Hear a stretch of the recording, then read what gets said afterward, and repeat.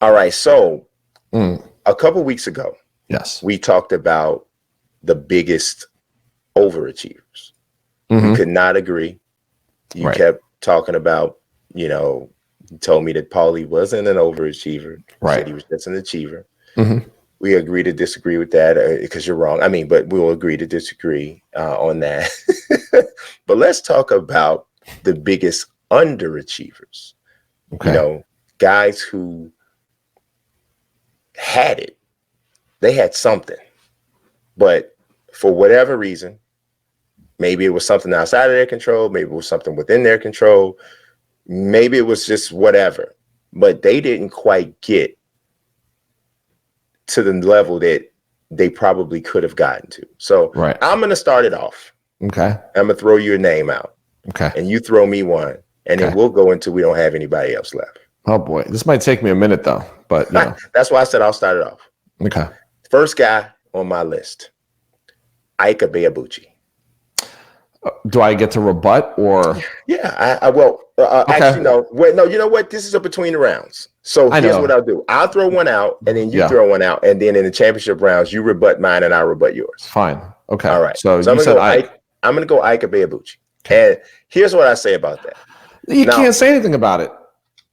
No, I'm throwing it out, and I'm going to tell you why I feel that way. Got it. So Ike Ibeabuchi is kind of so for anybody that doesn't know who he is, he's a Nigerian former heavyweight. In the mid to late 90s, he was really establishing himself as a serious player in the division. 20-0, 15 knockouts. His last fight was actually in 1999. He scored a TKO victory over Chris Bird in Tacoma, Washington. And before that, he won the unanimous decision over David Tua. He had obviously some solid wins on his record. Many people, I want to say I've heard even Lou DiBella mention this before, that they 100% believe that Ike Ibeabuchi was a future world champion. But he had some mental health issues and ended up having some legal problems and that sort of thing, and never got there. And in my opinion, from what I saw of Ike Ibeabuchi, and I will admit, I think I've only seen him fight 4 or 5 times. It's definitely the Tua fight I saw. And then obviously the last fight against Chris Bird, which for me was extremely impressive because Chris Bird was a nightmare matchup for a lot of heavyweights. He's my guy. Okay. For the off the top of my head is the biggest underachiever. And it's no knock on him because mental health issues is a serious deal. So people can be dismissive if they want to, that was on him. You don't know everybody's story. And I'm not going to say that, but I am going to say based off of his talent level and the trek that he was on for it to have topped out at 20-0, 15 knockouts without ever getting a world title fight. That's a massive underachievement. Yes. All right. Okay. I want to know yours. The first one that comes to mind for me is Ricardo Williams. Okay. Silver medalist, 2000 Olympic Games. Was touted as the future star in the sport. Yes. I believe from Ohio. I don't know if he's from Ohio. I got to check. Maybe Detroit. Maybe he's either from Detroit or Ohio. I don't remember. Touted the future of the sport. Ohio, Cincinnati. Since I was right. Okay. First time. Touted the future of the sport. And Slicky Ricky just didn't live up to the expectations.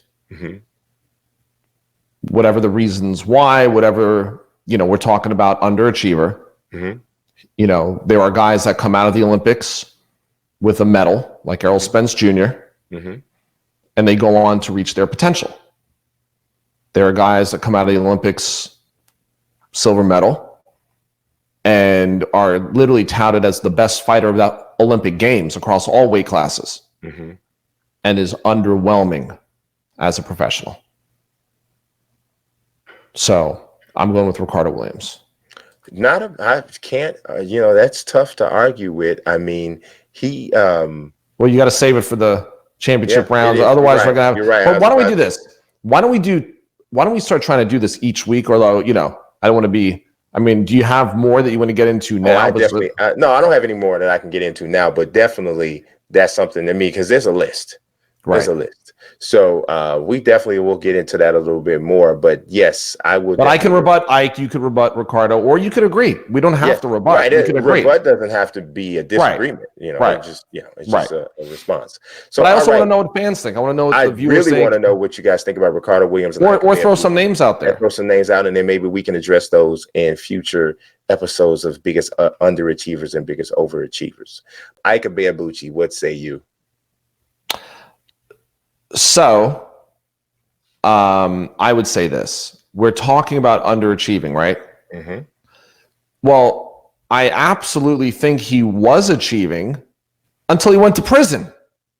Okay. I don't think going to prison means you underachieved. What? You didn't have the opportunity. Are you high? What are you talking about? I think your voice just went too high. But listen to me.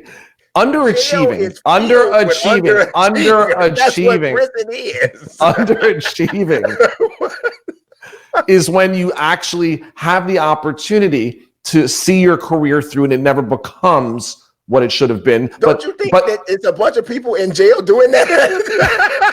That could have been. What I'm saying is this, and I'll put it this way, okay? And I mean this. If he would have continued down the path of being able to, he would have been a heavyweight champion. Exactly. But he didn't get to. Exactly. Ricardo Williams had an opportunity to do it. Ricardo Williams had an opportunity to do it, but he just didn't happen.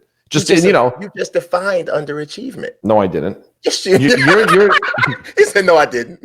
No, I did not. Ike Ibeabuchi never had the opportunity to show us the rest of his potential. That's all I'm saying. I prefaced the whole concept by saying it doesn't matter what stopped you. I'm saying you didn't get there. It's an underachievement. So let me ask you this. Yes. As an example. Uh-huh. Did Rocky Marciano underachieve? No, he was 49-0. He was a world champion. He's regarded as one of the greatest heavyweights of all time. How's that underachieving? He didn't get. If 50. anything, he overachieved. But you understand what I'm saying. You're telling me that because his career. You're telling me because his career was cut short.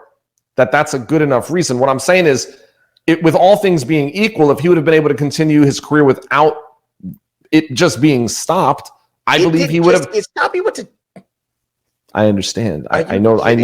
I'm not kidding you. I think underachieving is that you go into that fight and then you lose. You never reached your potential. I think he was absolutely going to be heavyweight champion. Everybody knew he was going to be heavyweight champion, and he never had the opportunity because of circumstances to show it. Okay, so that's all I'm saying. Listen, we're disagreeing on the definition. Disagreeing on the definition of. Yeah, that's all, man. I mean, look, we both agree he would have been heavyweight champion. Yes. Yes. Now, if you would have said to me, "Hey, he did this, and then he got to the big fight, and then he just couldn't win the big fight. He fought Klitschko, whoever he would have fought at that time. He fought Klitschko, he fought Lennox Lewis, whomever it would have been, and he couldn't win. Then I would have said, I don't know. I think that's underachievement too, but I don't think that if you go to prison and you have all these other things that impact your career, that also is underachievement. It's for maybe a more understandable reason, but it's still underachievement because you still fell short of your bar that most people knew you were capable of reaching. Right. I mean, you understand what I'm saying. I'm not. We're agreeing. We're agreeing that he was going to be heavyweight champion. Yes. And it's just the life circumstances that prevented it. Regardless of fault, okay? Mm-hmm. Because there's also a question about that too. Yes. And I don't want to get into that, but like I said, that part doesn't matter because if for whatever reason it makes it even that much more unfair. Right, but underachievement is not about fairness, though. That's the thing about it. I mean, not fulfilling. Because because you underachieve doesn't mean it's your fault, right? Because underachievement is not a fault; it's a fact. But the way I'm taking it is that he underachieved by not performing up to his abilities. That's how I'm kind of defining it. It's almost like this. It's almost like consistent with the way people evaluate a draft bust, right? So Greg Oden, drafted number 1 overall by the Portland Trailblazers 2007. Kevin Durant goes number 2. Most people consider Greg Oden one of the biggest busts in NBA history. Now, Greg Oden kept getting hurt. Then, because he kept getting hurt, depression set in. He became an alcoholic. A whole bunch of other horrible stuff happened. He's okay now, but this is what happened. But he underachieved. He underachieved, and he's a bust. I could easily say I understand why you got hurt. Of course you got hurt. But some people dare say, and I want to fight them every time they say it, they try to talk about Derrick Rose like Derrick Rose is an underachiever or a bust. But it's how people define it. Did Chicago win a world title with him? No, they didn't. So that's how some people might define it. And that's stupid. But it's okay.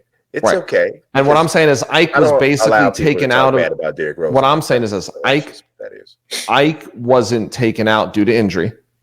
He wasn't taken. You can make the argument that that mental health is an injury because the brain is a part of your body. It's a muscle.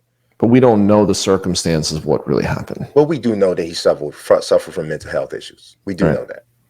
Doesn't matter what caused it. Right. It is. Okay. So I mean, look, I'd like to see what other people think. I do too. I like examples where people started a career, they were highly touted, they were having success, and then they never reached their potential. Yes. Well, that's how I'm defining underachieving. Like your kid's smart, but he gets B's instead of A's. That's like underachieving, even though he's doing well. Why are you talking about my son? Your son gets A's. Junior gets A's. But you know what I'm saying. Listen, you know what I'm saying. I just took the championship. I'm the funniest guy on this show now. So you're okay. So all right, Ricardo Williams. Right. I cannot dispute that. I totally think that I actually, proof that has validity. I didn't even think about him. His name didn't even cross my mind. And if you consider how much respect he got coming out of the Olympics, and that was still at a time when you were a United States Olympian, you were thought automatically to be a future world champion. That was just the way it was. So that kind of got created back with Sugar Ray Leonard, that time period. And then of course, 84 is the greatest Olympic boxing team ever. Vander Holyfield. 88 wasn't so bad either. 88 wasn't bad, but 84 is just something the best. Altogether different, so it just kept going that way. And then slowly but surely it started to lose its luster. Yeah. And I think Ricardo Williams' underachievement is part of that, because had he become what was expected of him, then we would have seen that tradition still being carried on with him, but it didn't happen. Right. So I 100% agree with that. You see how I can say, Peter, you're right. I don't think I've ever heard you say, Brian, you're right. You should say that. Only off air. Never, especially not there. I'm gonna screenshot text messages. You should, because we'll share them on the next show. We should, because I don't ever remember. Brian, I love you. That's not you're right. And you're right sometimes. Okay, thanks.